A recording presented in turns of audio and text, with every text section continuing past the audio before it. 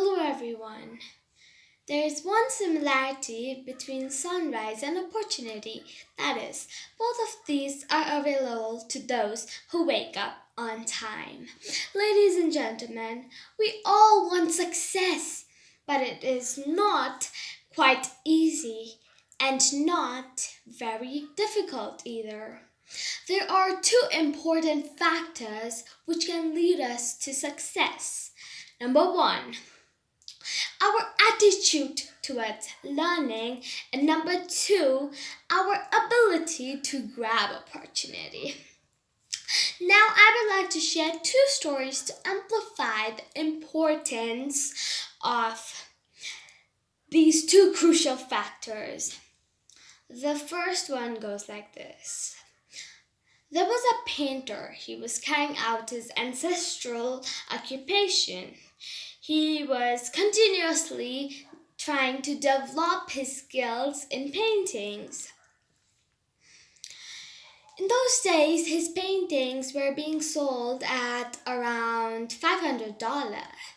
And he had a son. He made his son work hard to make good paintings and sell those in a higher price. His son also worked really hard on it. In those days, he was selling painting worth around $200 to $300, and he was not happy with it. So he requested his father to teach him how to make good paintings to sell them in higher price. One very day, his son came to his father and he said, "Dad, guess what?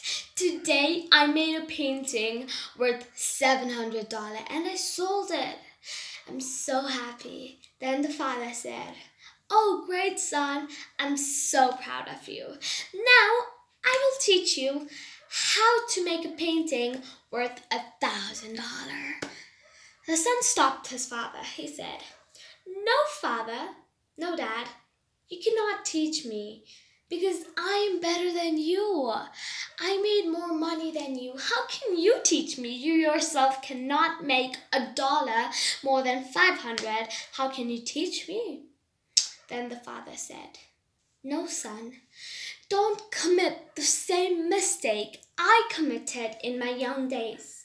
I stopped learning from my dad and look at me. Now I'm stuck at $500.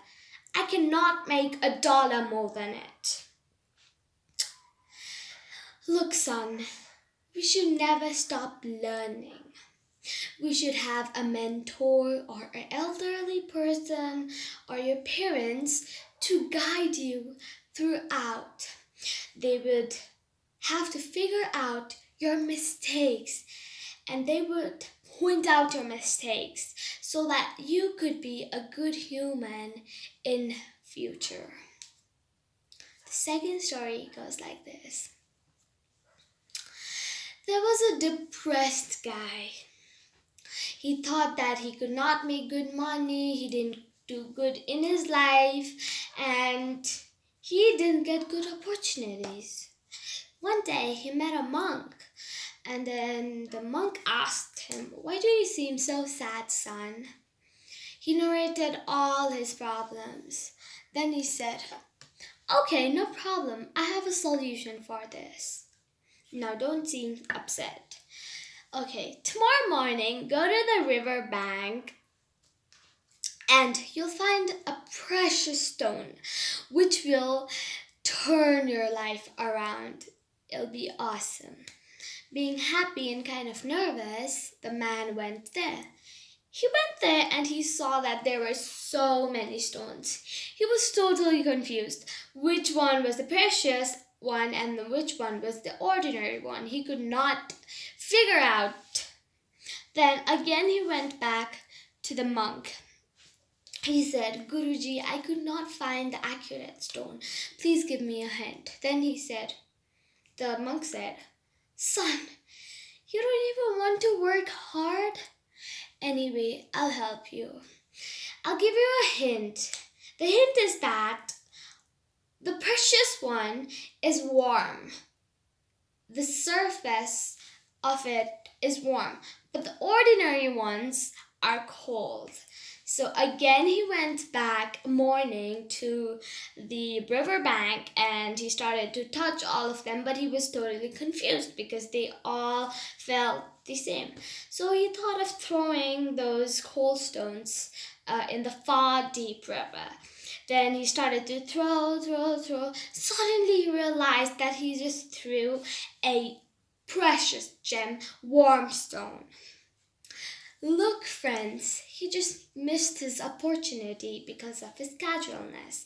The first story tells us that we should never stop learning and we should have someone as a mentor to guide and figure out our mistakes and tell us so that we could improve ourselves in our future.